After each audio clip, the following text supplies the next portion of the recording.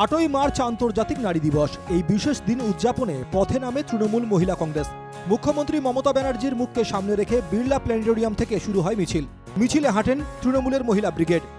এটাই তো বাংলার মুখ্যমন্ত্রী এবং আমাদের নেত্রীর কৃতিত্ব যে সারা বাংলায় নারী দিবসের 50 বছরে দিদি বাংলার ঘরে ঘরে আছে।